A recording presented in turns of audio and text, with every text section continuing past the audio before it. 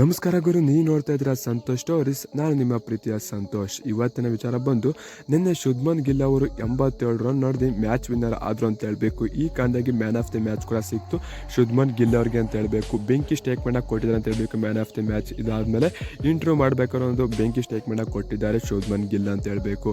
ಹಾಗಾದರೆ ಶುಭ್ಮನ್ ಗಿಲ್ ಅವರು ಏನಂತ ಹೇಳಿದ್ದಾರೆ ಸುದ್ದಿ ಸಂಪೂರ್ಣ ಮಾಹಿತಿ ಕೊಡ್ತೀನಿ.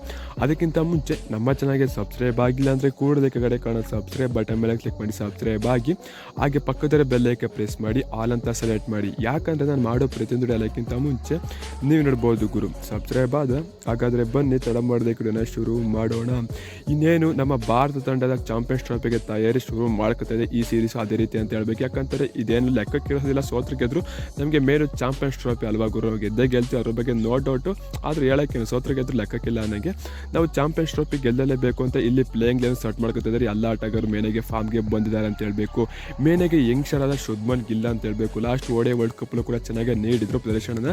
ಈ ವರ್ಷ ಕೂಡ ಅದೇ ರೀತಿ ನೀಡಲಿ ಚಾಂಪಿಯನ್ಸ್ ಟ್ರೋಫಿ ಅಂತ ಬಯಸೋಣ. ಶುಭ್ಮನ್ ಗಿಲ್ ಅವರು 87 ರನ್ ನೋಡಿದ ಮ್ಯಾಚ್ ವಿನ್ನರ್ ಆದ ನಂತರ ಏನಂತ ಸ್ಟೇಟ್ಮೆಂಟ್ ಕೊಟ್ಟಿದ್ದಾರೆ. ಅದಾಯಿತು ಅಂತಾರೆ, ನಾನು ತುಂಬಾ ಪ್ರೆಸರ್ ಇದ್ದೆ. ಯಾಕಂತಾರೆ ಅಷ್ಟೊಂದು ರನ್ ಬರಿಲ್ಲ, ನಾನು ಟೆಸ್ಟ್ ಆಗಿರ್ಬೋದು ಅಷ್ಟೊಂದು ರನ್ ಬಂದಿತ್ತಿಲ್ಲ. ಈಗ ಮತ್ತೆ ನನ್ನ ಓಡಿಐ ಚಾಂಪಿಯನ್ಸ್ ಟ್ರೋಫಿ ಕೂಡ ಸೆಲೆಕ್ಟ್ ಮಾಡ್ಕೊಂಡಿದ್ದಾರೆ. ಮತ್ತು ಈ ಸೀರೀಸಲ್ಲೂ ಕೂಡ ಚೆನ್ನಾಗಿ ಆಡಲೇಬೇಕಿತ್ತು, ಚಾನ್ಸ್ ಕೊಟ್ಟಿದ್ದಾರೆ, ನಾನು ಚೆನ್ನಾಗಿ ಆಡಲೇಬೇಕಿತ್ತು. ನನಗೆ ತುಂಬಾ ಖುಷಿ ಆಗ್ತಿದೆ. ಇನ್ನಿಂಗ್ಸ್ ನೋಡಿದ ಮೇಲೆ ತುಂಬಾ ಖುಷಿ ಆಗ್ತಿದೆ. ಸೆಂಚುರಿ ಮಿಸ್ ಆಯಿತು ಅಂತ ಹೇಳಬೇಕು. ಯಾಕಂದರೆ ಹಾರ್ದಿಕ್ ಪಾಂಡ್ಯ ಅವರು ಕೂಡ 6 ಹೊಡೆದ್ಬಿಟ್ಟು ಸೆಂಚುರಿ ಹೊಡಿ 20 ಆಡಿ ಇವರೆಲ್ಲ ಮ್ಯಾಚ್ ಫಿನಿಶ್ ಮಾಡೋ ಅಂತ ನನಗೆ ಕೂಡ ಹೇಳಿದರು. ಆ ಕಾರಣಕ್ಕೆ ನಾನು 20 ಆಡಿದೆ ಅಂತ ಹೇಳಬೇಕು. ಏನಾದ್ರೆ ಹಾರ್ದಿಕ್ ಪಾಂಡ್ಯ ಅವರಿಗೆ ಸ್ಟ್ರೈಕ್ ಕೊಟ್ಟಿತ್ತು ಅಂತಂದ್ರೆ ಅವರೇ ಮ್ಯಾಚ್ ಫಿನಿಶ್ ಮಾಡೋರು.